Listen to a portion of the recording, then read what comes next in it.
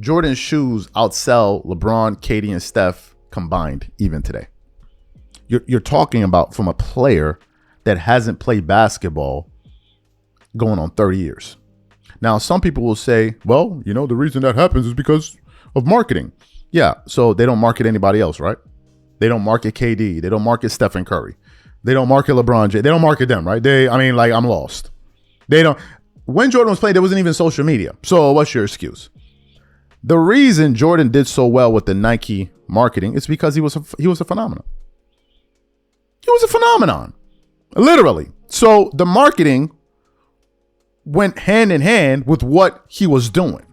That's why it became so significant, right? Everybody wanted to be like Mike. Michael Jordan had people rocking bald heads at one point, right? So I was going through the internet this morning and I came across a pretty interesting read here from Basketball Network with the following headline saying this: Michael Jordan touched the fiber of basketball that no one will ever touch today.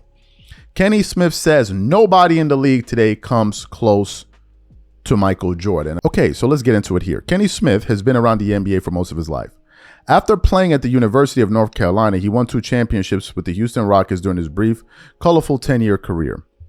After playing his final game in the league during the 1996-1997 season, the Jet joined seasoned broadcaster Ernie Johnson on Inside the NBA, giving the TNT show the insider it needed.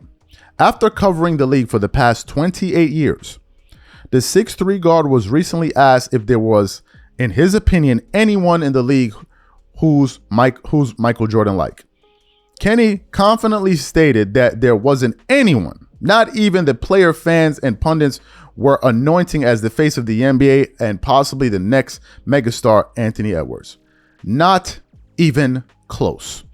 Ant-Man, a dynamic, explosive 6'4" guard who took the league by storm in 2020 with the Minnesota Timberwolves selected him as the first pick. He has been on a roll in the last 2 seasons, earning All-Star and All-NBA team honors and leading the team to consecutive appearances in the Western Conference Finals. With his unique blend of breathtaking athleticism, scoring ability, confidence, and charisma, many have likened him to the GOAT. Kenny quickly shot this idea down when asked by Charles Bethea of The New Yorker if there was any player in the NBA who resembles Mike. Zero, Smith responded. Asked if Ant has a chance, Smith was diplomatic with his explanation, saying, Ant is very good.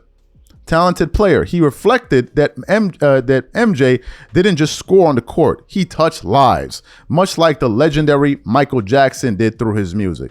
It's not even close.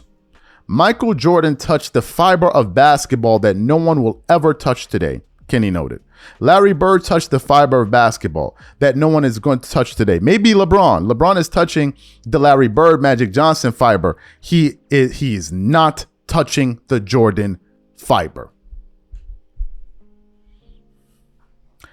This is from the man that had LeBron, I think, going into this season, the last season, I believe it was this season, as the second best player in the NBA. So before LeBron fans throw on their pom-poms and start hollering, oh, Kenny hates LeBron. Because in LeBron James fans' language translation, oh, he hates. Nah. He thought this dude was a top 2 player in the NBA this year. But even he's saying LeBron can't touch him. Nobody can touch him. The question is why? Well, I alluded to it in the beginning, but I want to expand my thoughts a little bit more. The fact of the matter is this, folks. You can't trick people into unseeing what they saw. No matter how many people go out there and try to twerk it up in the media and plant this narrative and plant that narrative and say this and say that, people saw MJ play. People witnessed it. They witnessed it. It's one thing if you didn't witness it, then maybe you could be kind of swayed. But it's another thing if you witnessed it. And the people that witnessed it are not going for it. They're not going to suck the sack. I'm sorry. They're not going for it. Now, for the people that didn't witness it as well, like myself, but are well researched, we know this thing is conclusive. that it's conclusive, guy. It's not, bro, it's not close. Look at the news. Look at the reaction just to the news that Michael Jordan is coming back to talk sports on NBC. Look at the reaction from everybody everywhere. People started losing their minds.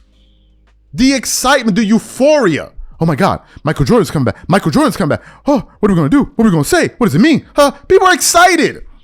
You're talking about a guy who hasn't played in nearly 3 decades. 3 decades and people are behaving like this. 3 decades. You know how many other NBA players that haven't played in 3 decades that if they came back today and said they were going to talk sports, nobody would give a damn like that? If Larry Bird said he would come back, people would be excited, not like Michael Jordan. Hell, Magic Johnson talks sports and some people argue that both of those guys in the top 5. But then this one guy comes back and says he's going to talk sport and everybody loses their mind. That's the Michael Jordan effect. And it ain't something that's made up of smoke and mirrors. There's actually real substance there.